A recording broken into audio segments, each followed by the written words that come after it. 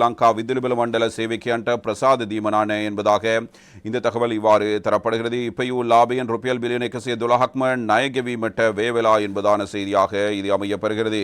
எனவே இலங்கை மின்சார சபை பணியாளர்களுக்கு இம்முறையும் போனஸ் வழங்கப்பட மாட்டாது. ஏற்கனவே விலை கட்டணம் அதிகரிக்கப்பட்டதன் மூலம் பெறப்பட்டிருக்கிற லாபத்தில் 112 பில்லியன் ரூபாய் கடன் செலுத்தப்பட்டிருப்பதாக இதில் குறிப்பிடப்படுகிறது.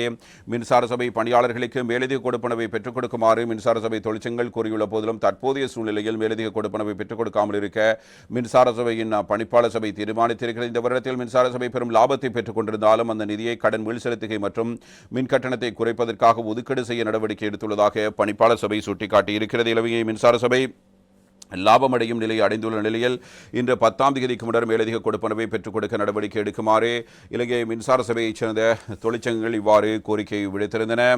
அதன் சபையினுடைய சேவை சங்கம் மின்சார தலைவரிடம் இந்த கோரிக்கையை முன்வைத்திருந்தது. அந்த தொழிற்சங்கத்தின் பிரதான செயலாளர் ரஞ்சித் ஜெயலால் இது தொடர்பில் ஊடகங்களுக்கு கருத்து தெரிவிக்கும் போது மின்சார சபை ஊழியர்களுக்கு கடந்த 2 வருடங்களாக மேலதிக கொடுப்பனவு கிடைக்கவில்லை. இருந்தபோதும் தற்போது எங்களின் தொழிற்சங்கம் பிரதித்துவம் செய்யும் அரசாங்கம் ஆட்சி அமைத்துள்ளது. அதன் காரணமாக ஊழியர்களுக்கு கட்டாயம் மேலதிக கொடுப்பனவை பெற்றுக் கொடுக்க வேண்டும் என்று குறிப்பிட்டிருந்தார். இருந்தபோதிலும் தேசிய மக்கள் சக்தியுடன் தொடர்புடைய மின்சார சேவை சங்கம் மின்சார சபை பணியாளர்களுக்கு அவ்வாறு மேலதிக கொடுப்பனவை கோரியிருந்த போதிலும் அந்த கொடுப்பனவை பெற்றுக் கொடுக்காமல் இருக்க மின்சார சபையின் பணிப்பாளர் சபை தீர்மானித்திருக்கிறது.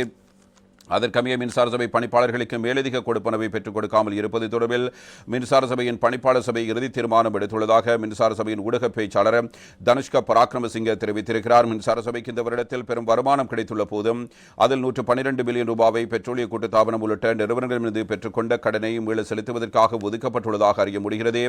அவ்வாறு 2024ஆம் ஆண்டு மின்சார சபைக்கு கிடைத்த லாபத்தில் மீதமாகியுள்ள 41 பில்லியன் ரூபாவை மின் கட்டணத்தை குறைப்பதற்காக ஒதுக்கீடு செய்வது தொடர்பில் மின்சார சபையின் பணிப்பாளர் சபை இவ்வாறு கவனம் செலுத்தி இருக்கிறது. எனவே மின்சார சபை ஊழியர்களுக்கு போனஸ் வழங்கப்படுவதில்லை என்பதான தகவலாக இது அமைய பெற்றிருக்கிறது.